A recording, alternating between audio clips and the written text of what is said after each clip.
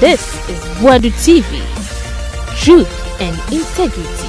Wîcked TV so ye yama nyina ka ba fa bra so na de tene se kanu Ofori Atta se me beto dwai amafo bebri afaya no sa na amafo won nyoma hihye o amafo won nyoma hihye sun owo twen sa se me ba na mo yiye pie kanu Ofori Atta na na die ye twene na msere na basayo na Yaa Titi se wo ma asama de dia na okan MPP fo nya kobo mo chem so se kriw wo kan ma se no wende o matam krom se ya na odi atam na odi TV so na odi atam na obi wa na odi atam o mo aye ye ni o ma ise sumase na wa fire pa na afi wonya guest betina so no so na asema mo kan se Ofori Atta tama na MPP wo ho no nhunu na hu o hwehwe nyame na masan o ye ni bibia ti se nyame ewo ni pene so enso adwommo ni ehintrim nya sanketwa demon pa cheze bon sampa kwan o fa so na data bank wan bank wan yese transition kra so won sa transition no bebi a omo so mo siesie omo de mortuary yesi yesan ye wo ho transition bi kra wo hatu kwan no so yesi ni nyina ne dia Ofori Atta dia hwe no utimi ema ye fe ne sen the bank eye bibiti say between na oman no kwaje bosia na the bank no atis kan bi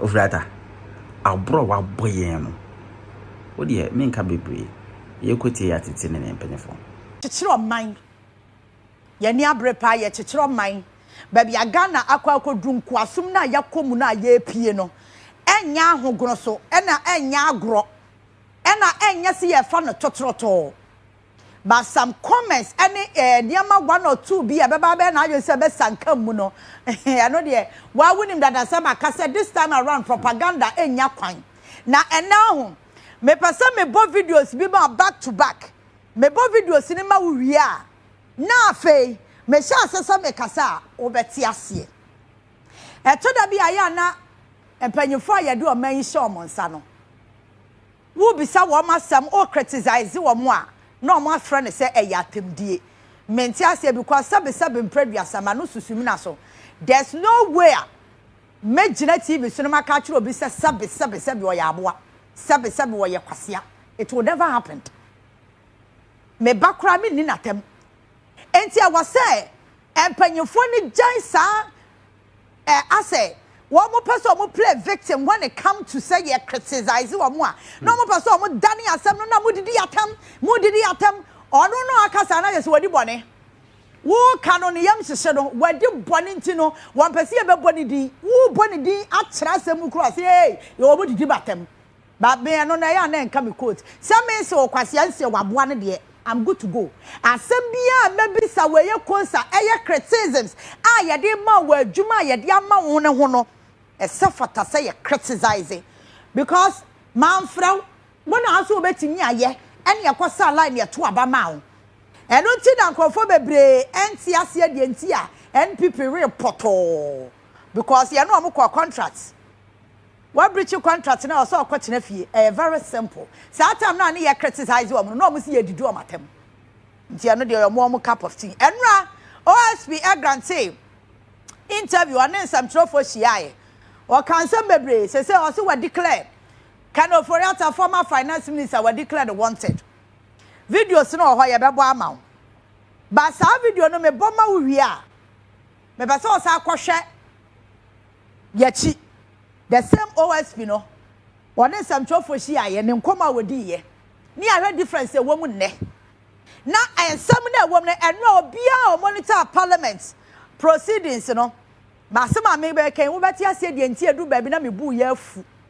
ba say ase e ko Vincent asefu ase de ken Ofori Atta should carry his own cross you better ya pa se beti ase ken Ofori Atta carry the cross na mom sekane wo mo ka ho na mo peso mo de wo ho be hyem eda ne PRO edeba ken Ofori Atta no ebia na eniama ken Ofori Atta ye and one way or the other they benefited and it dey bia wo mada ne PROs kasama wo mo enra me follow parliamentary proceedings and I was so angry and run me bufu ya because me bisa me say this is the kind of people like yakwa sunlight eto abama wo mo na se be me kwa me wonim de chance akrofo no because omo kasa no ase nipa no wanko school ase efie nyansa woni bi ase book mu dia woni bi because oye submission ni di go wa wi anu wa bi sa ho senti on my Ghana na wase yan koto aba ma no omesom Ghana no na hia na na so onu na ne ho hia no ana se the party na hia no Cement video no they are ready be ayanko my annual press conference na course no na ye wi a ya beto aso ena de nkomo ho ensam ho mema okwan so be kasa don't worry na phone line se be in temper don't worry me wan sem bebre but me twa so ma so ba be ka bi special prosecutor ye Rakisie Jaben or ye me ba cho after some press conference we enim de fo bebre akasa panyin ba ko former School of Law panyin ba kwa no ho isi asare wakasa one me ya me bra panyin Roland e na ye interview no me pese wutie no me wi a me ba bebo OSP the old video ba kwa ma a wonim dada me pese na video si bi boni nyina si na fe me ka ma asem a wo beti ase pa cho yentie papa yi wo ye nimdiafo pa na asem wo kan ye na se kwahye mark wo ho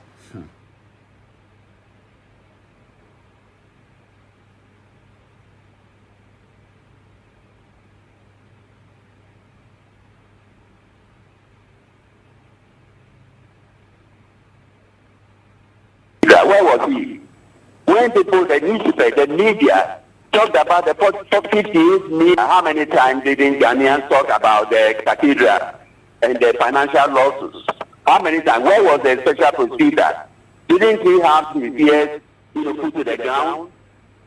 When people were screaming in the National Cathedral, where was he? When people, the newspaper, the media, talked about the $58 million or something. Where was he? Where was he? This one is just one of the Africa shows that the another political party is trying to do against its opponents. We shouldn't encourage that kind of nonsense. It's incompetent. He can be removed on grounds of dereliction of duty. I'm not going to waste my time on to take ground in the OSB law. We all know what has happened. People, former ministers, stole millions of dollars. He did nothing. I think the YOCO or the NID or the PID, or Interpol. To invite him and the man declined the invitation. What exactly has the former finance minister done to warrant this disgraceful action on the part of the special prosecutor? Can the special prosecutor tell the nation what he has done up to now? He himself must be sacked. The special prosecutor should be relieved of his position. The special prosecutor must be released of his position. This Muslim friend is regarding the Attorney General. Ask him what the Attorney General has done in the period. We have calamity issues. What has the special prosecutor done? What has he done? We have foreigners, who are, tearing the country apart financially. What has he done? So he should make sure that he is not used.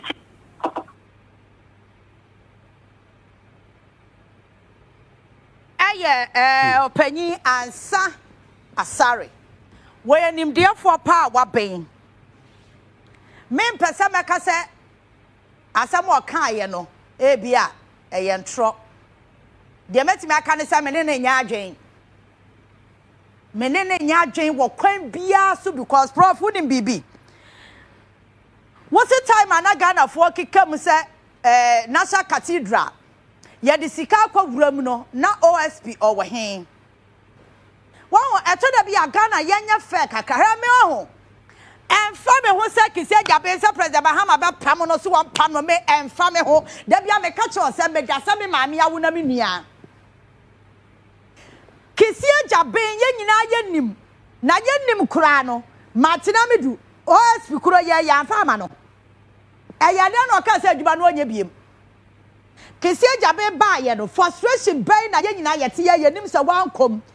Irrespective of say da bia na Kisia Jaben niam bia oye me akwa be ka che say ada wudi madwuma na.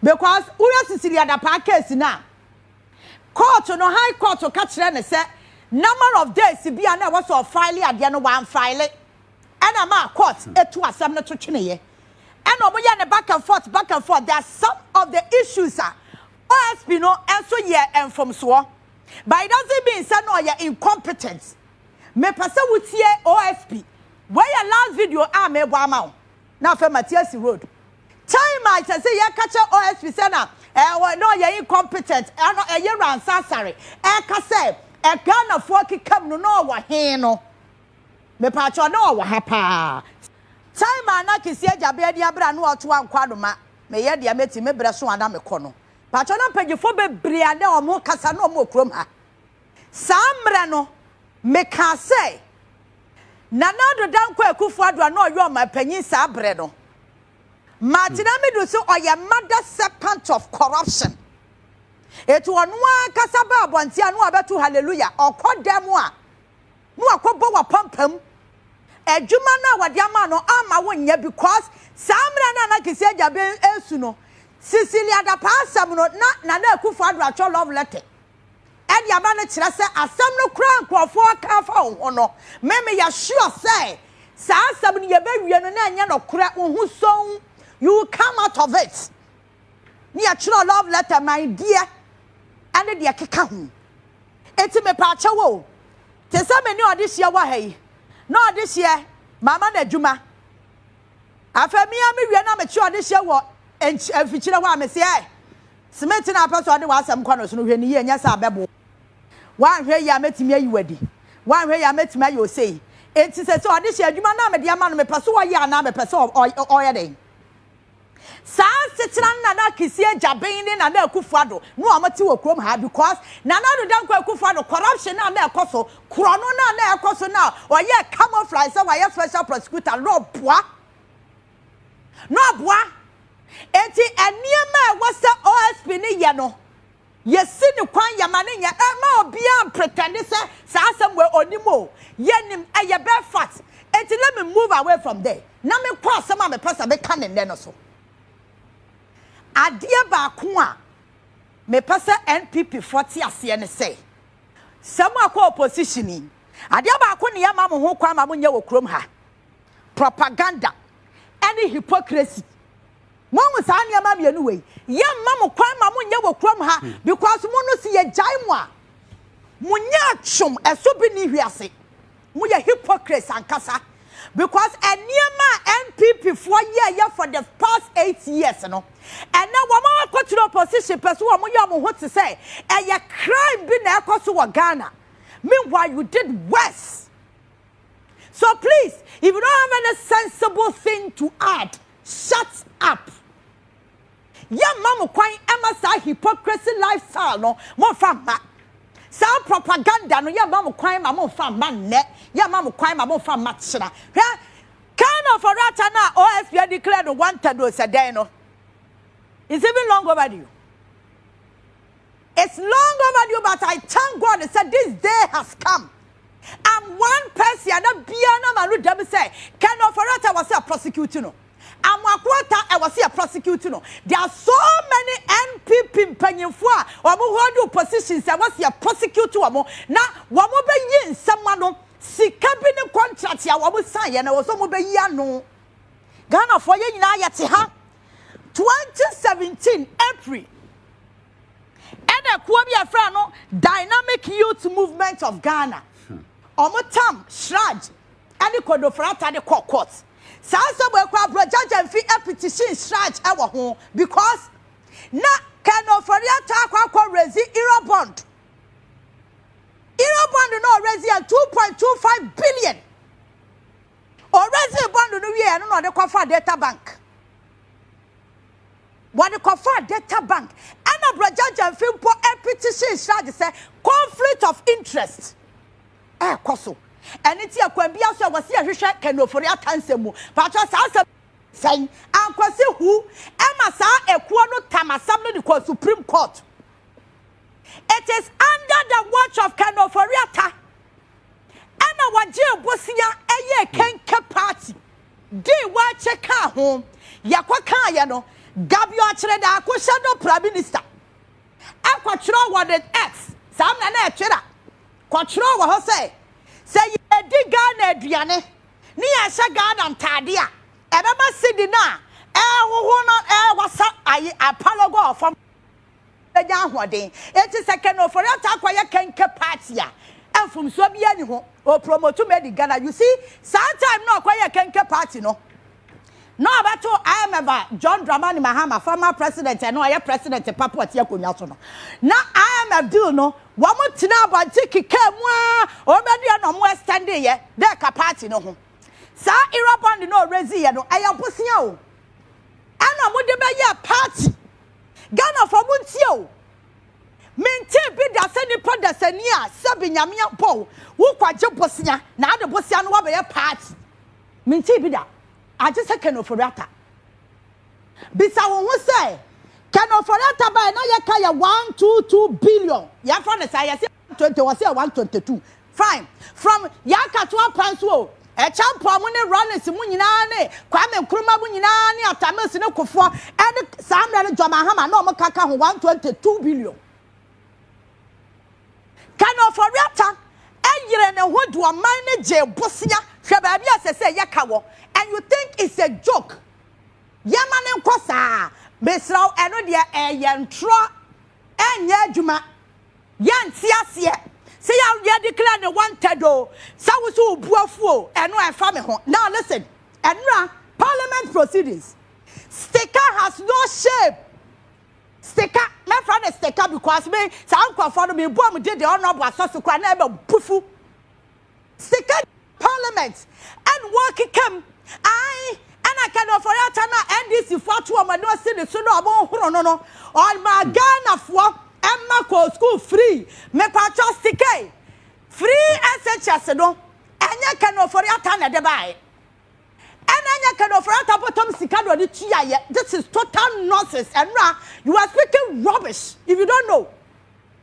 Second Ofori Atta wanya hwe kura no wa boa ma Ghana kura ko school free na eni sika Ken Ofori Atta bottom sika wunim sika do do mo wia out of free SHS no you have no idea.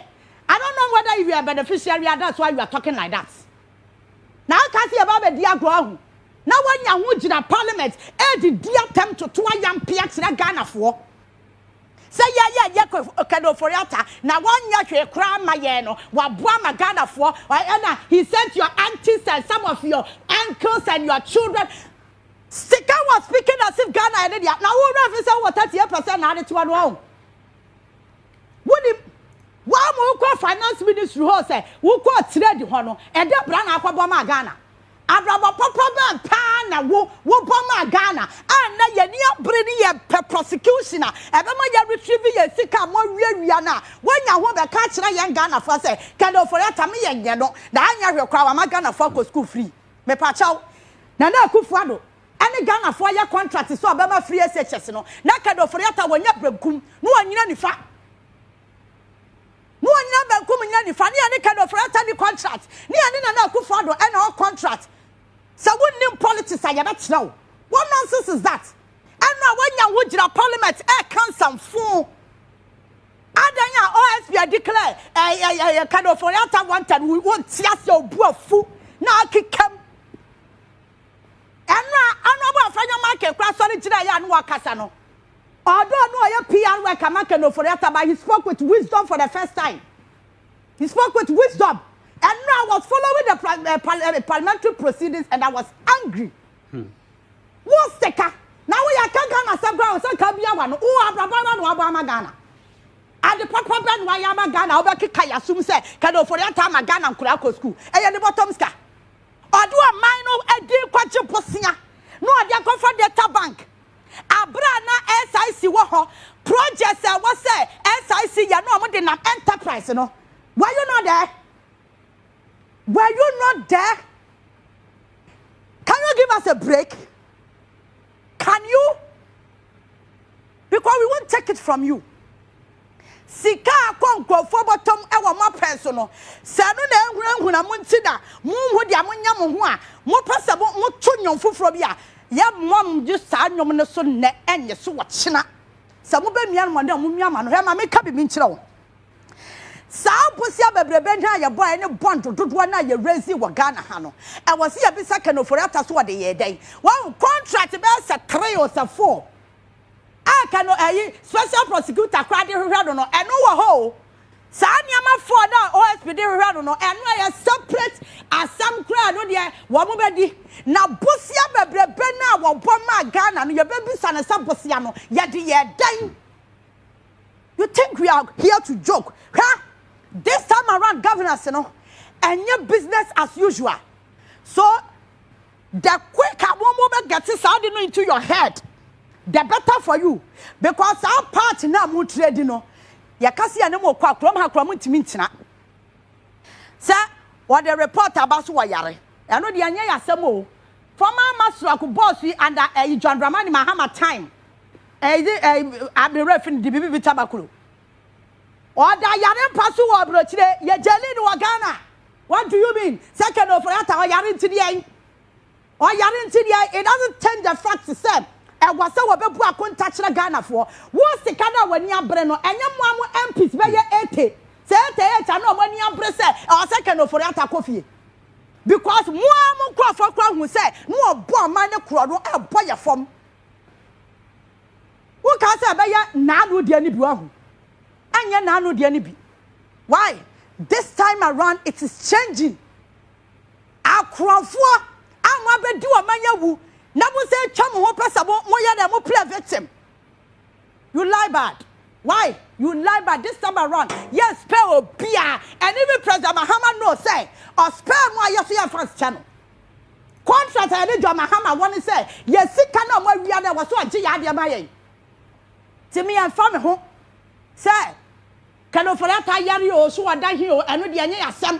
Anya onu nko a omo amode dada mo na omatutu kwan kwa brochire na mo ya smart way de kwa no eno nya yasem o ya de ntapo be chebo ya chebo na mo da wi chebo kra ya no ba to ayi UGMC wo ho se ho na ya amoko e ho na ya mo diem amu betimi afo ya de bokwa akoto anya prosecute mu mo ka se ya ba di agro ya nu ankofo anya ho edidi atam say ye den witch hunting and OS you cry incompetent yam pamono. Me dia no cry dia fa me ho se John Mahama be jaki se jabi wo ho so be de me be Yaa Titi anya masem dia me nim ne se akronfo na omu wi Ghana sika within 8 years na ye ka wo Ghana ha no ye gie sika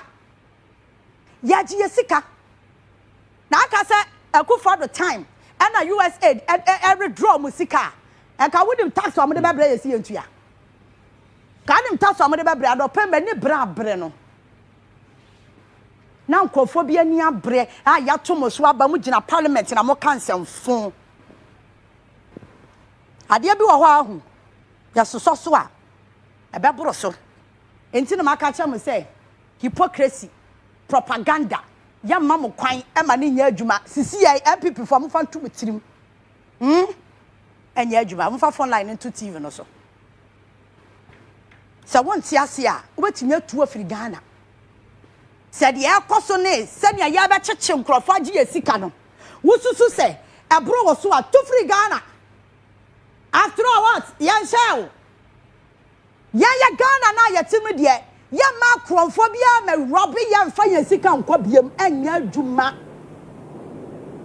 otimeka good morning obaya papa bi nyame nhyirawo Oba ya santoa akukodrufo sa kromfo awenfo yi sa steka no oba no nani emnyina ne se obewia ganiska enu ti no be ye politics nipa di omaga na wu nipa ye tete nkola bre mrewane nkokura mo awu musika nyina ama se obi atete wo ma we mu na se ye pemu pomasibra mo sa be ye papa wo parliament wo Adia ben kwa Ghana eye MPP dia nipa kwa kakra bi mo Ghana kwa no di Ghana wu ama Ghana ye ho ntreme nyina pa na mo da so eye hwehwe wo parliament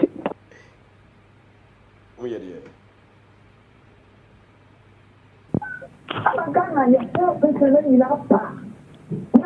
Hello. Yes, sir. Good morning. Good morning. Apom to say. Boko. Yaa Titi mi pa cho nyame show ne djuma we no. Na Ofori Atta ye so oyare nti ye maye enti no. Mo maye nti no. Bi oye boni awaye ni nyina sika wadi nyina no abatua ma Ghana fo. Ye hie sika dia ya mani ye. Ye dawasi. Why? Nyame shira. O shira so. Star 413 hash option 4. Cash flow and opera betting discover break. Good morning. Good morning. Yes, sir. Yaa Titi, oba pa won de say. Nyame adom. Da nyame ase. O ne oba ya santo ano, Nyankopon ka ho no ma hodin, o ma onyansa ma wadin wate. Thank you. Na Ghana ha, se nya oso nipa mi ru Ghana ha, nke Ghana ye ho ato yen. Ofori Atta we alanti bien. Akufo do pone ka o se chino, akufo sa Ghana mran lo Ghana constitution ya ti, ma president ho kwa me anchi no. Yanzi sano me ense no. Akufo do pone ka o se chino. Akufo do ka o se chino. Ene Ofori Atta. Obi a wadiska bia sisira da panu no obi a diska bia o se chi obi a ye fa wo Nyankopon ka ho wate. Thank you. Omuntimi nyo hwe Nyankopon ka ho papa wate. Obi a ntimi nyo hwe Ghana. Enya susum tawochi. Thank you very much. Okay. WhatsApp line here 0242707574. Good morning. Good morning. Yes, sir. I'm Pacho Apomwe. Boko. Na me dia me wo ma onu say afenyo makin. Se mi otumi anka na me ya tina tu. Say wo ti o man mu 8 years ni no me se ye mo ntimi anya be anya ho hwe. No obi aba no odi hu dwuma mo se mo nti ase mo kwache no. Mo de 80 pa 29 ba ene. As a child say and cover to me and Kasakam, no by no so if you can also do not a crime parcel. Not this kind of went to me and now you turn a most of we are going to Okoka to na Samaba. I can't have her. As I'm running after your market, I'm running it. Now, baby, I can Ofori Atta will be an question and Ganiska and from the board and Maya Ganizma. Kakramis or Medasi. Meso Medase, Papa 0302771 0242707574. Good morning. Good morning. Yes, madam. Pacho, good morning. Morning. Morning. Yes, madam. Pacho, good morning. Entia who was TV no so. Aha. Entia who was TV no so. Me Pacho, me pasa me nkase. Anapa say Ofori Atta. Ohia pa se. Me tie o pa me ni ti so. But I was a yenchino because papa we di abranka sanka. Me MPP ni mapa. So me kase mu cheno. On first kanina ba na Ghana se Ghana no ye pe Ghana ye ni yemba ye ni pa ba ko pese obese ka ko gunu fie. Ye da pa mu ina ye nchi wo mu first kanina amra. Ike bi obi a wa yes ke bi mu chi o mu ina no mu first kanamra. No mu ja nkwasi asem no mu di wo ho no mu no. Me da se. And then I can Ofori Atta ya and the Ghana security agencies. And office of the special prosecutor MPP aban etse ye. And now more shop Ofori Atta say ombra na ombe yi nsem bia no. Dream ni kitahyɛ ne project bia amanfo de asusu no. Ombra na ombe yi ne ho ano. Na no nti Ofori Atta adwane a wode ne ho aka nwere. Onim say Ofori Atta be ye minister of finance or Ghana Asia. And Yama Ofori Atta a year no. A chance says been previous. Soja buying kutetu na or their man for Akoja Fire Squad a yet to the Okumo. Ofori Atta. Ken Ofori Atta na obeye Minister of Finance or Sherma Ghanaian indigenous banks. Any microfinance over 147 savings and loans will collapse in because of non personal interest. Say on no data bank, ever rise on the high. No one collapsing. Banks are a passive say it belongs to the opposition. Adia Ken Ofori Atta no. According to report, now give here about 25 billion Ghana cedis. Nanka, you're preventing from doing that. Nanka, you maybe 9 billion Ghana cedis.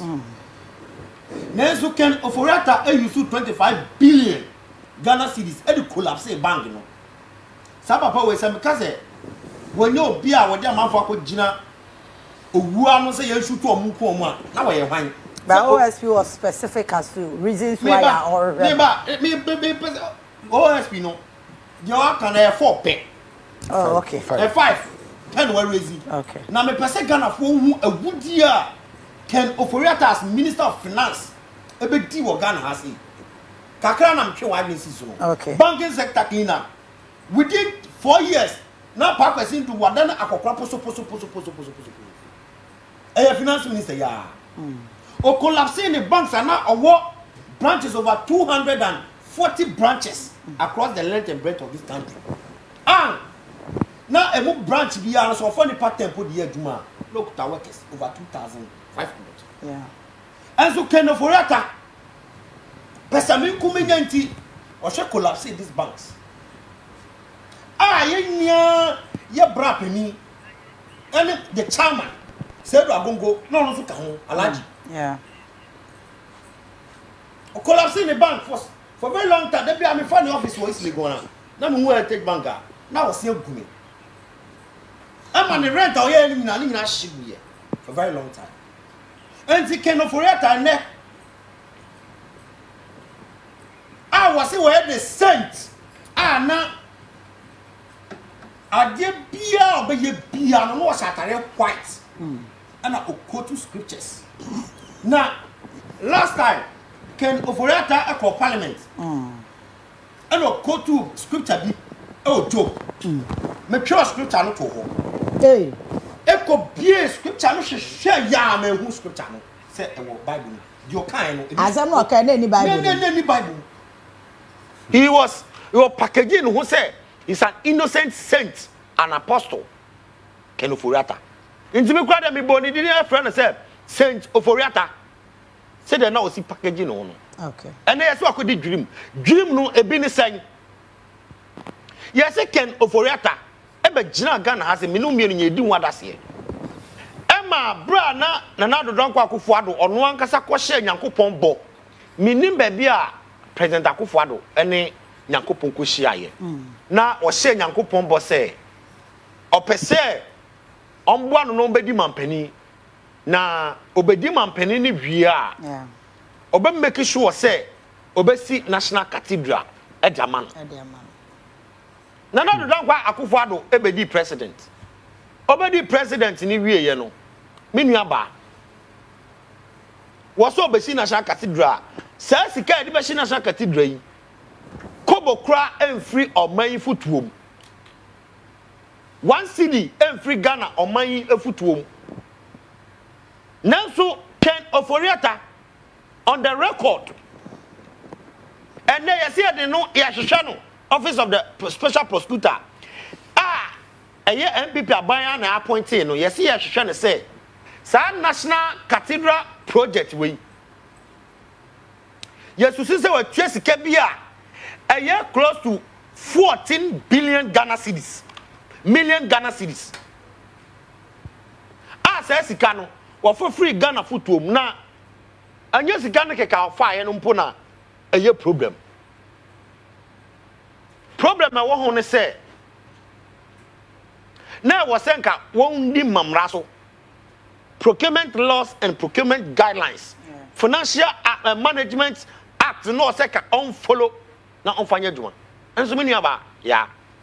Ken Ofori Atta, he ran with impunity as a minister of finance obi ana minim say we finance minister dia anka o ya de bia mpo na kitashisa na say krono mpo na wo bo man na I was expecting say anka Ken Ofori Atta be hwe na anka wode emra no ato de oye no nanso otua sika yi 40 million Ghana cedis ani ma contractors a one fa emra kwan so anya sa anya ma no odi ano to nchen a Ken Ofori Atta yei ehwe ma ye procure ambulance I say one district one ambulance one district one ambulance sena ni nyina na e wo nchen ni contractor Ken Ofori Atta ma ye no menua ba say ambulance ni e be hwe na ya service ni ya maintain no instead of saying Ken Ofori Atta be hwe na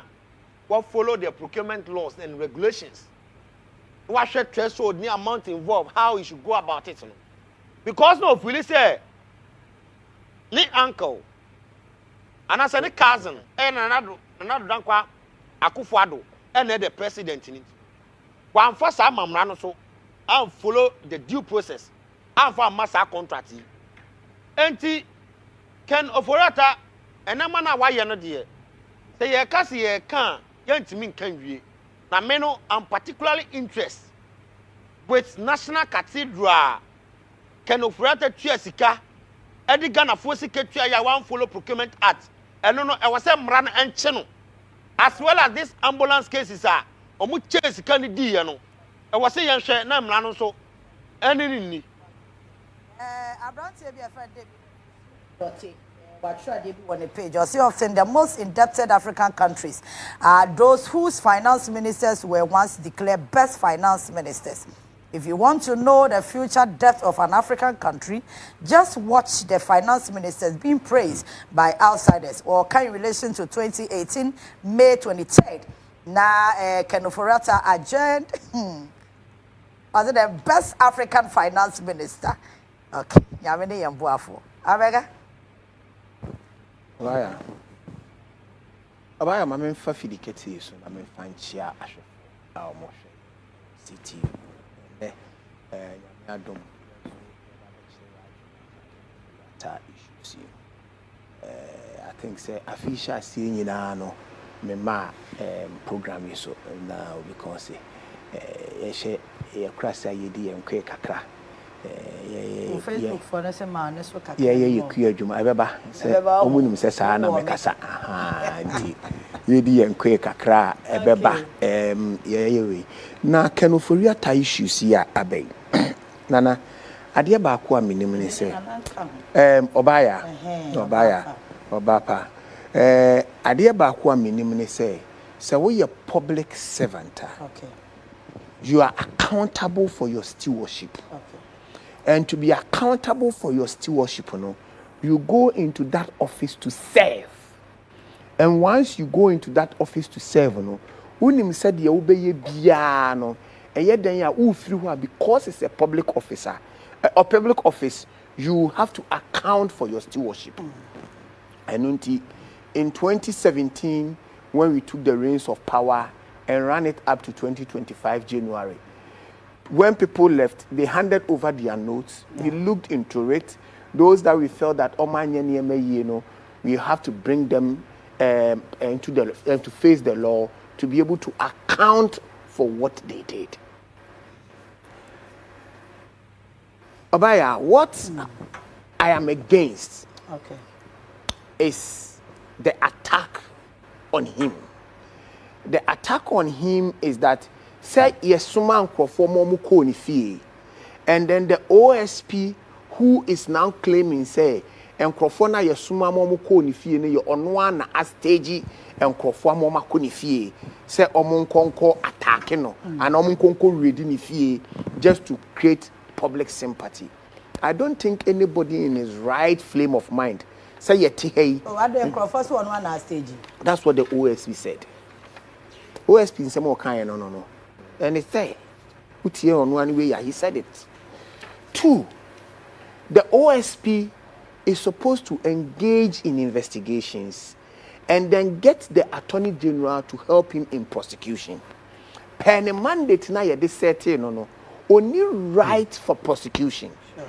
He has right to investigate and then I get the Attorney General to aid his process for prosecution, and then he can go in and testify. So declaring somebody a fugitive means that you would have gone to court to seek a warrant for his arrest, and then you are not getting him on that aspect. Then you have the right to declare the person as a fugitive. Again, there was no court warrant. What the chair say, "My court and a court na mami we na minyano." I'm against members of parliament from our side who is saying that we are all political friends. Ain't you know say asamoba ya munya botre na we should not do this. Yes, your court will be. We did it in 2017. What is good for the goose is good for the gander.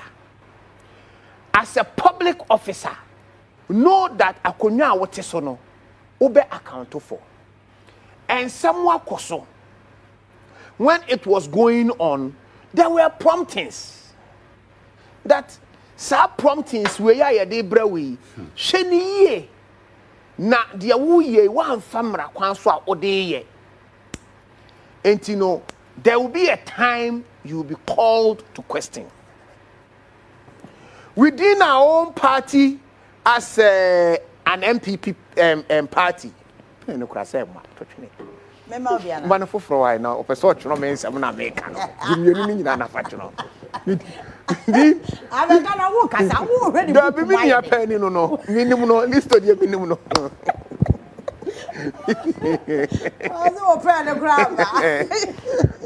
Within our own party as MPP, yeah.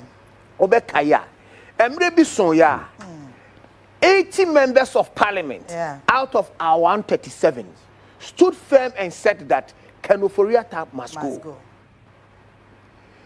They stood firm and said that Ofori Atta we will have to impeach Ofori Atta.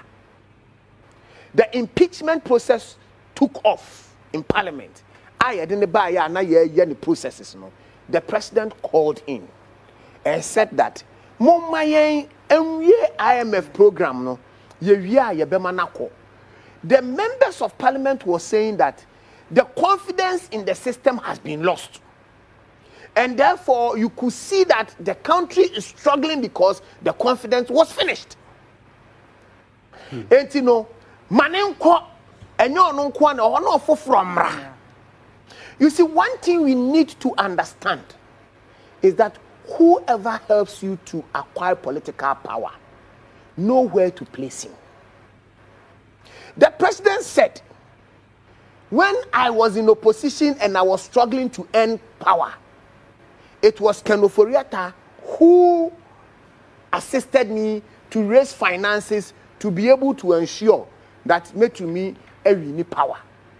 So I need to take time to take him off. But the moment you become a public property, when Akufo-Addo was a public property, you don't live for yourself. You live for what the mandate has been given to you to do. And to whoever you employ to help you with your mandate, that person does not have an overriding right to hold a ministry to his chest as his own. Even when he was sick and he went out for medical checkup, people were still saying the man is not healthy. The moment you sit at a place with comfortability for a long time, even if you are not creating the rot, people will create the rot around you and you have to bear the brunt. Do you blame President Akufo-Addo for this? 100%. Okay. Wrap it up and I'm 100%. Because, like Listowell knows me, I would always tell you what it is. But what we need to understand is that, maybe if he's gone for medical checkup, he would definitely come back to face his own charges. And Nehemiah Diabono say washe amana kosono, he may have his own defense. Okay. He doesn't need to be prosecuted before he defends himself. These are all an allegations against what he has done that is wrong. But what I have always said, say, obi a why dream any ketase sha mra na ni nya no MPP youth ye nya adaji nkogina na chi court because only Vincent Esefua adwen say Ofori Atta should carry his own cross. Minia ye wo ahoden foforo a ye de koye ye adwuma foforo de reorganize ye party ye ni sa ahoden na ye de kogina obi a sebe wo so akoye dwirim na wo ye dwirim di gu ono ani botom enkogina wiam ne ne nkonkoko ye ni sa adaje no. Okay. We have our strength to fuel and reorganize our own party, not to follow individuals. All right. Now listen well. May I sure say after that commentary no would see be stick crowd here. And now share no parliament. Only bufu ya mo didi ya tem kra. O say mo Ghana for Ofori Atta the man mo fa binum ne mo fa ase for ko free SHS. Na asema ba mo atwetwe ano na mo beto ayampia. Oh, ke kana dwenkyere. Me fa enkyere mo hwam free Omampani John Dramani Mahama Mina Pamfu Mina Aswe Ahodu Mina from Ghana for na mensa mo de rose afina me feel say me Ghana ni nti de nyamias e ma ye bra oba ya de o man so nye o de to aso afina me feel say me Ghana ni na oba ya on the substantive issue of enradia menua kisi agya ben ye medical abona baso na I say enema ni bia koso wa Kufuor penso nti ama people are feeding on the propaganda of the criminal syndicate of family and friends who are questioning why now. Say Adentina all this while kisi agya ben wan ye n'adwuma na afei na oye n'adwuma na I'm saying 70 bi owa kisi agya ben de tudwa ansana all run for his life because all run for his life kisi agya ben had to run for his life at some point because his life was threatened by many. I'm saying this in public because enya tisem nyina na nke de tudwa but anything that is relative to human life and its loss no I was saying particular to mention it and condemn it in all uncertain terms and ebeya enkoba se ono nso ebia bibi betimi ato no kwam kisi agya ben onya threatening messages bebrebe on the phone so kisi agya ben was being forced out by the ex-world regime. Omo yes on resign no on person be resign. Okay. Kisi agya ben suffer so much and the Kufuor do say and say on say Kufuor aban na o create yi aban no was a work and pay government and unti bibia na here for the state no was privatized by Kufuor and unti na wo hwe under John Mahama now almost every state enterprise was making profit. But under Kufuor, no, they were making losses. Even though they, for example, the Ghana airport company, no, now omo increasing tariffs in your no. Now abine boka. Now abine nyamfaso because abine privatize ye abine juma. Ama individuals were making money and they were making sales to Kufuor. I say this publicly because I know that the time for accountability has come.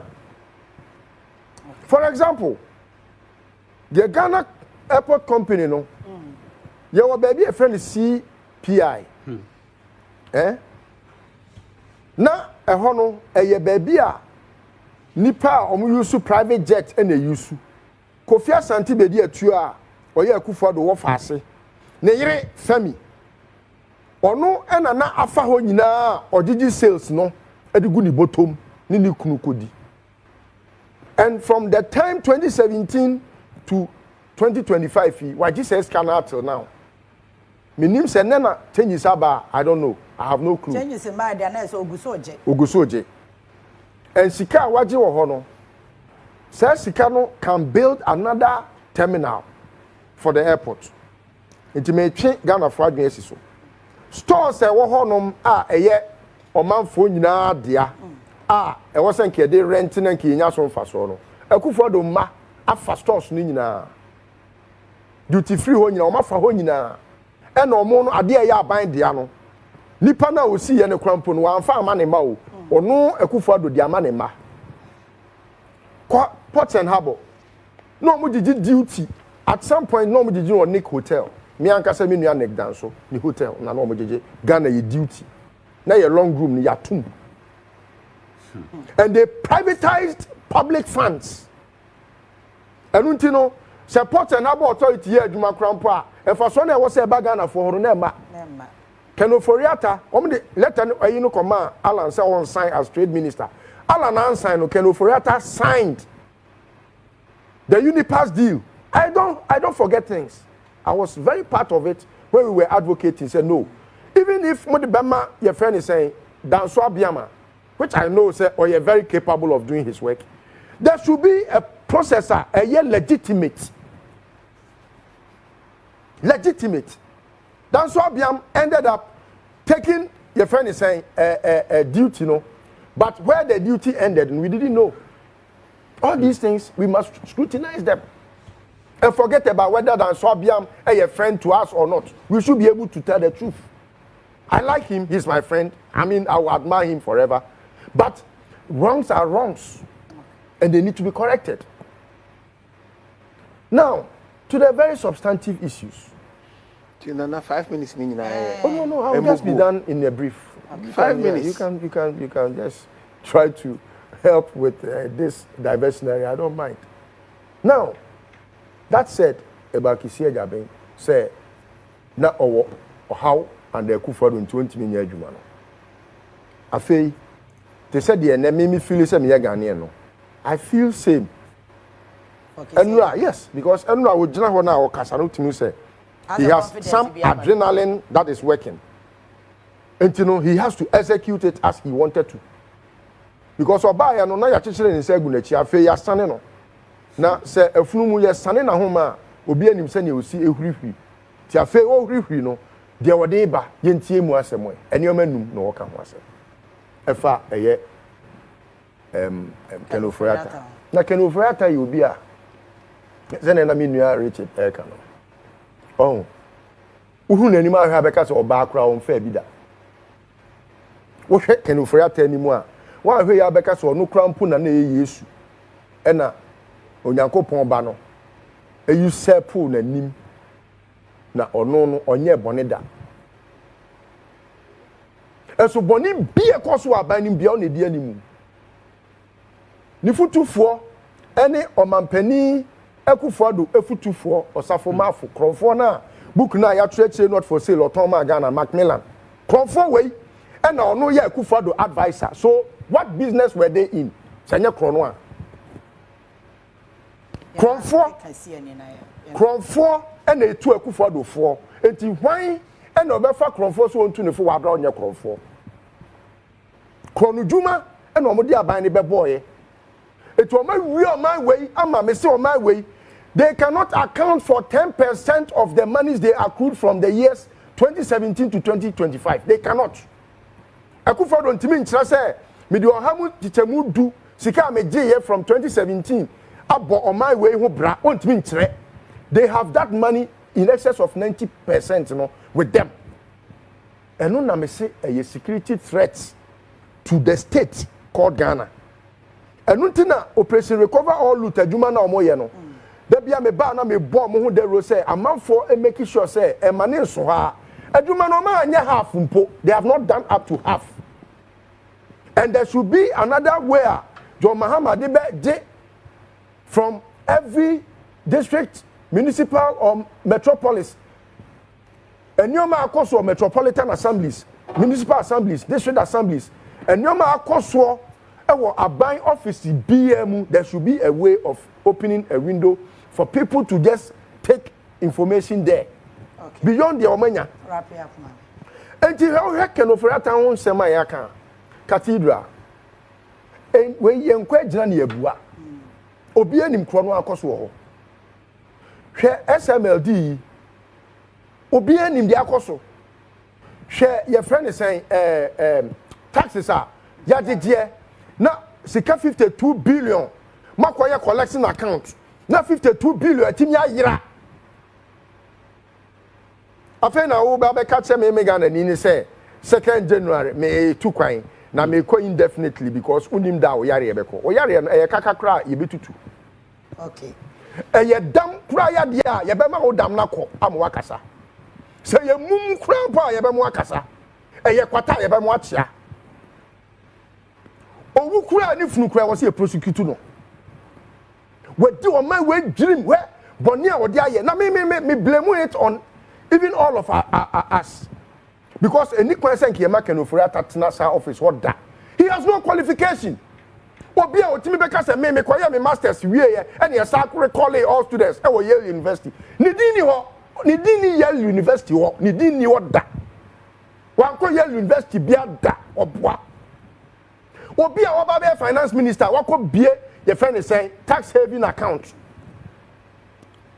wako bie account in a tax haven I just say ono on person obetua to this person we allowed him even when the minority and the majority then or where the majority impo or more party forecast say nipa 82 say yempeno you saw what Akufo-Addo did or sa promote no or you na di no or promote no man koye international and about local. Okay. So it tells you how a criminal syndicate was formed. Okay. And he was the one in charge of the criminal syndicate. Okay. Of family and friends. Now, Bedimanu see in brief, Obaya. It's incumbent on all of us to search for him. Yeah, I was saying, yes, searching, yeah, man search. No, yes, searching, no, I mean, I can't say, me corrected that impression. Sure. Don't ever think, say, Kisei Jabe must go to court to seek for a warrant to get, your friend is saying, a court warrant before Ofori Atta could be manhunted. No. Police, if what they be almost say, suspect be a Johnny. What ube huno no, yabema say, anabi be say, be pesa by yes, Kisei Jabe must have a booty on the head of Ofori Atta. I can say, ya Kagana for me, didn't Bagana. Okay. A manifest case here 2 cities. 2 cities. One person will be able to take Ofori Atta baby. I am 2 cities. Because any question, Sika yebe recover. Sika yebe recover African Ofori Atta hono. A 10 or 10 humi or 20 humi yesen. Uncountable. 18 no ye pay 2 cities pe. Wo the bar ye nya sika na wo de 1%. Na hwe say tiran kwa ma ha. Okay. All right. Etinya de wo se ye bre ye ho. Na menu so ye stance bi mani age ho. Me bo na ba so. Hwe MPP for omo we very tricky tendency. Omo person omo ya de da Ghana for say ye ne nya adwen yes mo ne nya adwen wa ba mu no mo kan say mo yi na die no e de na kosi ye mo ko ma Akufo-Addo ma mo kakra di ma mo kan ma no tum so ameka wanko bi kura ne MP ko bi enti no ya ne omo nya adwen e wo sa de no but de me bo na ba so ne say we are government official obesumo man we are answerable to the people. Unlike any yeboa or can say Mensa answerable, no. Every public servant or civil servant is accountable and answerable. It's yebesromo or montai abaneti near Ofori Atta. Sika or my riano, you bet me there, Yanoma Bebrebe. Okay. Mijidi says, Sika or my riano, say numpo, say Uncle Bobby Sam near to me this escana. Where Musica, I'm say 21 billion, eh? $21 billion. Yeah. So 21 billion, no. What the back Ghana scam say here? What the found $1 near 15 now? 315 billion. 315 billion. Sika enu poma wiyo. Omdi who prepare normal documents nako. See it me recover that money. Do you know how much a juma ebetimi aye Ghana ha? Okay. You know that alone I support Kisei Jabe. Mumi entanechi. Na sa question obi busa ne say ada na dada wanya adwuma na afi no obe adwuma no. It's a propaganda message from the criminal syndicate of thieves. And I say don't abide by their PRO jobs and don't be their PROs. Mayor auto pass say Okane and what chima fabro besi the kama wouldn't dada spare parts and also the original and on the best amount. The number is 0244 451 776 and 0244 264 995. Me patch star 413 hash option 4 cash flow name answer me about Independence Day celebration now changes about young call revocation of public servants. I think this is a done controversy. MPP for say no me ya Ghana for ada na mo pamo and aban susu person actually say one year budget for some for now after December 7th. It is sika bia ni to cater for those people. So the defenders be oh we say na no dey boy dey no e bi na e koso. Ana person rebata kakao. Oh, sir, the many issue actually no dey number. Ana person okay na ye about the warranty issues. Okay. And legal basis say who say who kwachi obi agese wo da se na court answer na court am warranty. Okay. Yeah, dey how bit my yeah, show now your criminal and show now to make it clear say yeah, okay. Obaya so bi bewia mo ade wa ha. Won so wo wia. Wo be ko police station akobo police farmer ne. Wo be te no. Na obi tira sa na ora na omo ye na constitution yen fa. Ghana ye ni citizens arrest wa. Okay. Enti who share and the other development I see currently I'm say the chief of staff. Yeah. The revocation of appointments that happened in December after the election. That's the way on. In the same example, I feel say December na is not enough. Or say appointment be happening June 2024 up to now na say revocating. Oh June wa. Nanka. I didn't see. Na MPP4 wonim say Ghana youth ehia djuma. Wonim say o say mo fa manfo go police, fire service, immigration, customs ne nadmo, ne other prison service. Yeah. Mo twen ya December ansa na mo fa sankofo. Wonim say time o mo nsa kan o mo text messages November. I think November 23rd. Say mumbo am ho ne afa mo ba be ko training. As we speak, when we say police for our training, amunyam pie. Fire service for our training, amunyam pie. Fire service for crowd there. Omuko training no after the election, 14th, 13th, and then mom call. And a prison service so the same thing after the election. Police service for no there. Your momuko 2 weeks. And you call them back, say they should come home and come and vote. And then after they come back. And now idea MPP for a plan is say they will use it to guard those people who are more recruiting. Okay. Say the mayor I catch them say, hey, on see amu adwuma. Unim na ukwa to aba ukwa to aba de ma John ni Mahama ni NDC fo a. Omo ba omo ma ombayi wadi. Enti mo ya recruit mu fresh ni nyina no. Everyone should go and vote for Dr. Mahmoud Bawumia. I said when you na Opa, do your findings and your check. The cast has a dispatch of the go and vote. And the same recruitment no, it was for political expediency. For Christ's sake, it is on record.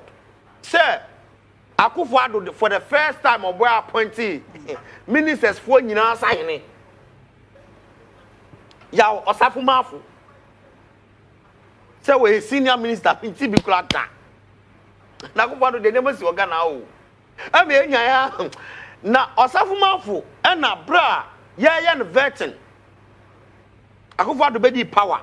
In the busa no, the view on the amount for ya recruit omo fresh.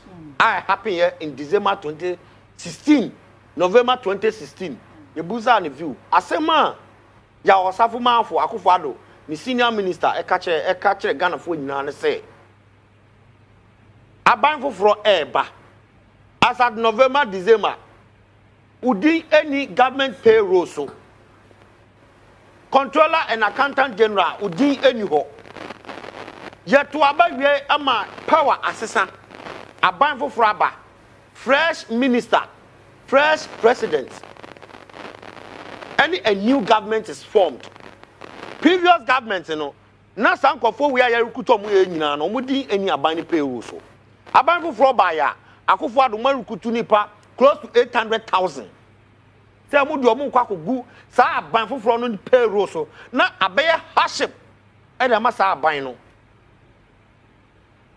ana kind of osafo mafo NPP for yi momo nkrofo amfo mo adwuma edi nti na moso mu yi o mo there be osafo mafo asem o kan no eno so ne ye hwe na ye di aya yi no ye di aka asem no wo se wa masa nkofo na nkotena fia unya sika mfa ntua mo ka menua ba ya uba gi adwuma na wa ye adwuma ye ntua o ka wani baje there be and ya old mama ti fie kra dem se menya adwuma o ti fie on so ye adwuma nti uba kwa ko pe baby fofa bi na wafa baby foforo na wafa na wo di apa wanu aduane a you do that dan say aban for adwuma na adwuma na for we kwa adwuma ban so ye ntua o ka because aban ni sika genuinely to no previous government no munim say aban no sika wo de betua sankofo a okuto om no kana anka wo ye no way back but who say grounds no nye we are losing the election and a last minute recruitment and we last minute recruitment na say last minute recruitment no kan nyama course no sika man for tua ye ebinim tua 15,000 ebinim be frame for police lot so see me when your police lot 10,000 Ghana cedis immigration 10,000 no me see me niska say no ntina me nua no mo fa na mo nya nti me nua no tifie enti you na me need 10,000 ya metua there be ebi kura tua 30,000 abanya o disika wo family we pa adwuma wa qualify ka che MPP youth organizer bako o bono na all pair adwuma ni yeso on face camera MPP for na mu kura no ono MPP ni o I'm telling you enti na wo ne ebe yoden ai enti omo mu test kan nyina no me no be ka che bi no mu say scare mu twei me suma mo e de asemeba because November ye ka koto aba December ni ye ka che say be test kan emfa onko police ni emfa onko fire service ni emfa onko prison service and me ka che get back from say oh here scan be 15,000 na me born bo sia na me say chale anka be akan si ye to aba ni wie na nyankopon ya dom na NDC wini election de a minim say genuinely NDC be bia mu amana transparent amagana ni bia qualify no what ma konya adwuma ni bi aye enti anka seska we di anka me ntua but ono so tifie sa graduates we 3-4 years onya adwuma ena okotu SSK ene ono so kan kofo mu akan yi hu enti ade no de osafo manfo ena de ade no beto ho se we recruitment na say new government form a sa recruitment ni ye pam mu nyina kotifi osafo manfo ne kan ye enye me na me kan ye enti ma opia mfili se NDC fo ena anase new government we na person onye bibia bi mbada 2016 akufo ado ye police for e form nyina obai no pamo mu nyina 2017 okay 2017 we ye bi opamo mu sankofo nyina akotena fi enti se akufo ado atwasa na to ho a e was ye nhwe se e sa papa I think say we kra no ye fa no nto ncha inchechemu kakra me nyaa ne so say I am a deal na ye no there's a conditionality I wo mu e che say aban ntimi fa nipa ewo deal nim enti me mpase ye bebesi argument no so the say ye pam nkrofo binti but who on the genuine grounds are ewo mu say for some period na aban ni sika de betua kantie no kwanse wo fa nipa this is a period na akọ sign deal no ebesi sa amna na ye de to aba no wan fa nipa ada na abato na ti wo fa nipa amega Obaya yes sir recruitment in November and in December. What it is MPP as a party. Say Osha recruitment no in November and in December. I have issues. Now we issues one. Issues I may want to say. Ghana former you into me for 8 years.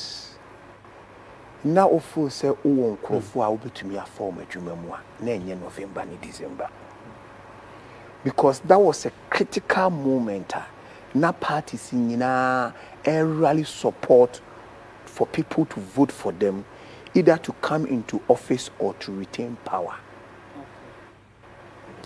And whoever sat in the office to do recruitment didn't even have the mindset to go ahead and do the recruitment, because or your political appointee or also or your member of parliament into or one constituency or making sure say obi to me retaining the seats.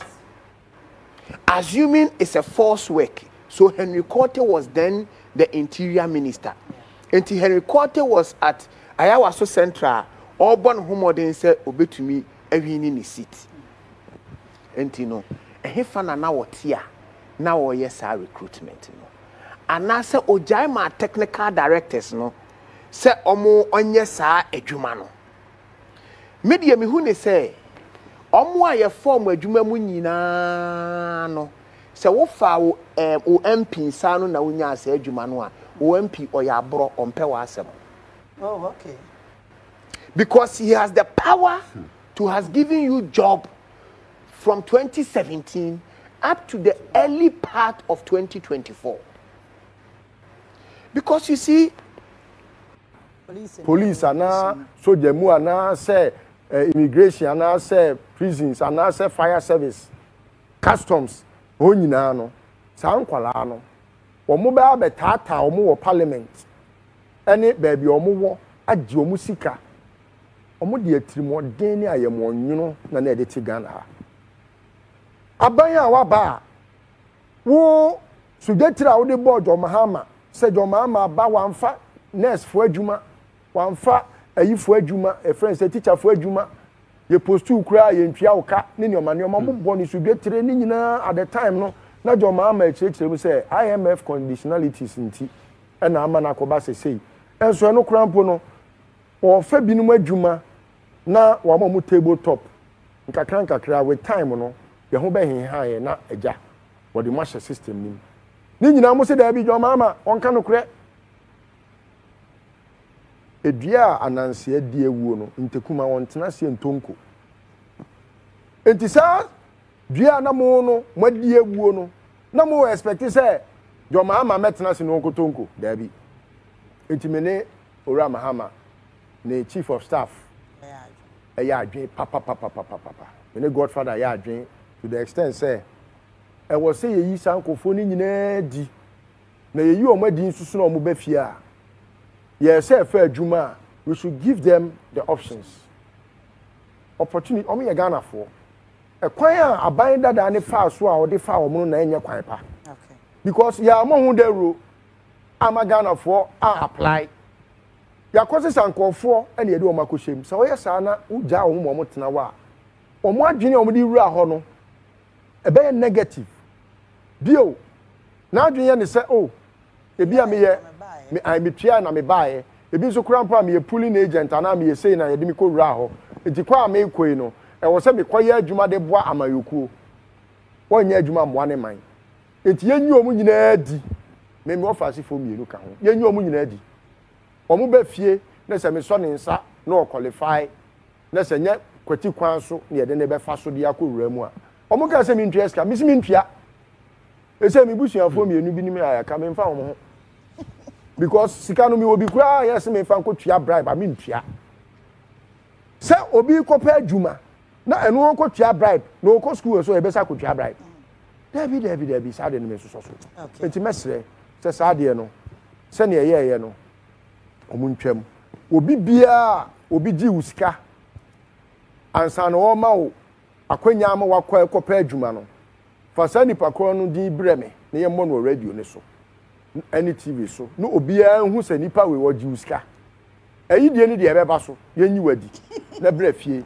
na nipa kro na o di usika ne yen konkodan ne ka na sika no yenyi wadi e ma simple na yesa ye biem se obi amemmepa adwuma na yasa de wokọ na wafa kwan pa so na wakọ akọpa adwuma ni yehwe independence they say president say sa march pass no tenten no ne na voter ne na asante ne na bie no watwam ye niska because ye ko ba ko bia the omo abeto so no previous one na ye ko voter region no aban spending 15 million which doesn't make sense ye re conference na sika ni wonti ye be bibia wo Jubilee obema ye presentation kakra security ni bia me match wo ho ye nko display ambo cars ne fire attendants dada na assess da enye adwuma no ye nko display bia wo ho and I think school kura so kura match almost school the match very commendable idea and the once me buy no kan nan person me fa I started a topic of the day because on say na ye campaign e catch Ghana for say to Obama John Dramani Mahama because he has been a president before and he has learned a lot bra okotina chiri no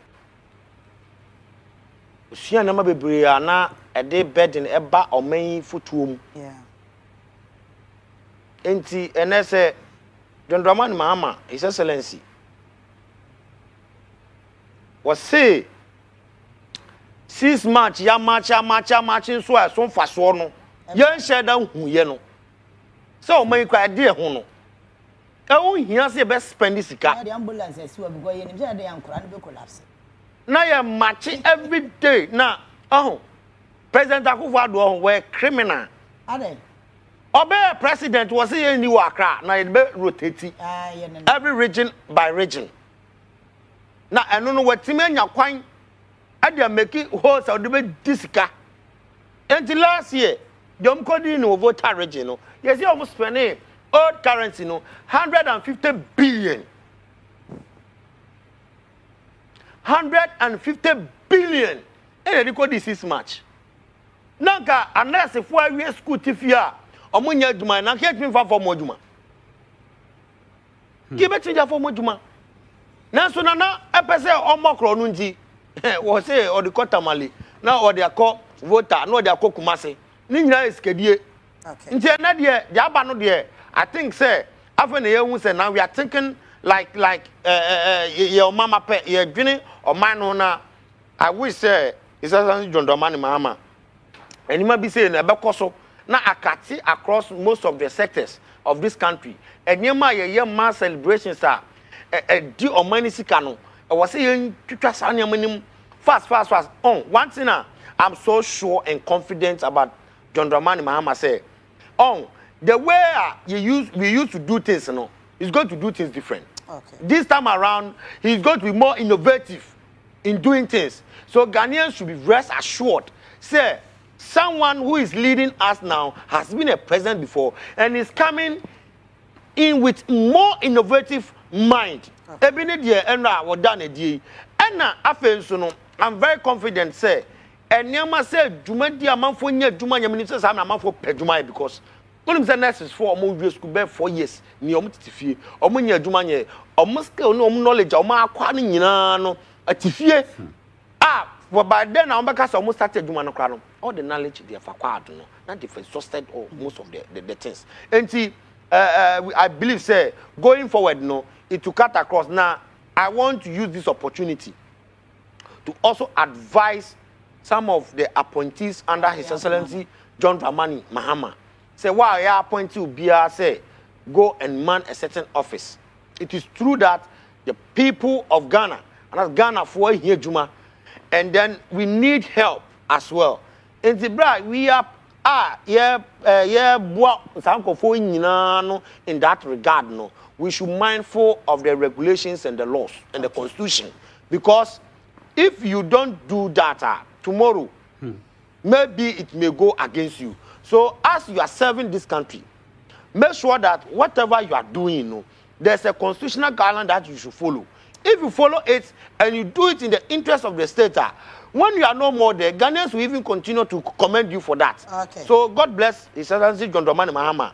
Me am constituency chairman Kabute Okansi. Nyankopon Shira no. Abega. Abaya. Esi ye niska. Enti ye 6 March at the Akko Jubilee House just to cut down on cost. For me, the Ategya Ghana be fan into my efra. Na sebe timemu for ehwa hen ha wo.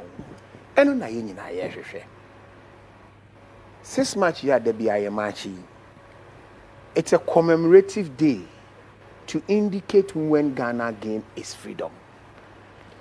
Na mpempi yebesisa nkola kwa kugu baby na oma kwa machi ubewie eyese we take charge of all over these people. Say yeduane na abecha mo musika na akofa obi botom na ekowe. I have always said wherever I have gone that President Mahama's leadership is just new. In 6 months. So whoever sits and wants to criticize or your nation record, because what we can do is to constructively criticize to ensure say any mana war no yenina ebetumi aboa amaya tretre Ghana ye na Ghana afa into my pefa. So we would commend for that action that we are cutting off costs. We don't want to hear say even small as the Jubilee House, there is a cost component that has ballooned. But if we cut costs and we find it into the appropriate sectors and it goes well, I comment on that aspect that is a good intention to do that. And then also to all schools that are not involved to keep their children in the school. And then to use that occasion to rather tell them, educate them about how the 6 March came about and what is the relevance and the importance of this. And also who was involved in the struggle so that the children can get to understand other than going to stand in the sun and then be President and it is only a message to Ghanaians. So if that message can be done in a small way and effective, you never try it even. Okay, that is the one.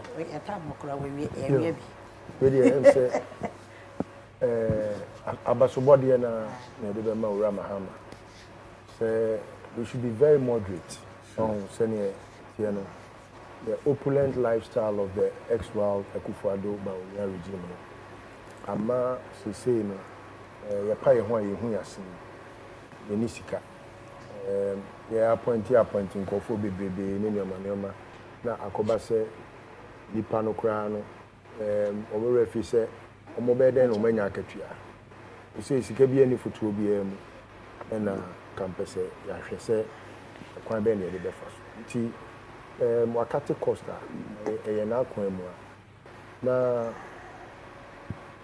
the me fani say wama Ghana for so adwen akoso say sebi ye betima ye bibia wo ya bankers ko Nigeria normally no omoye ko America ye nko fani pan ko satellite ten sa no manema no etwem say obi anim da ye di nya independence ntinya afi ne ye ba be ade flamboyant na akova we be diska menyi ni say ye yi beda se a na ye but oba ya me de manu be sibio e wo se ajaben mo me nyina ye mo na chidom hwe se ka de krono aye o man we a krono nti ene esi obi abobra e chen obi. Okay. A man for the try and poor. So papa no mabobra e chen papa no. Omo ma beba be kasa krono ntie o. Meanwhile so no ye so no ye ko school no ye nimade e chen omo. Da benben chen omo. Ti ye besre krono ya de papa. Obi a obo ne ho modern so obechi kronfo obi an ta na chi. Ye chi kronfo no so ade e wo se ade ye no. Ye mfa nye no asa na edina bi.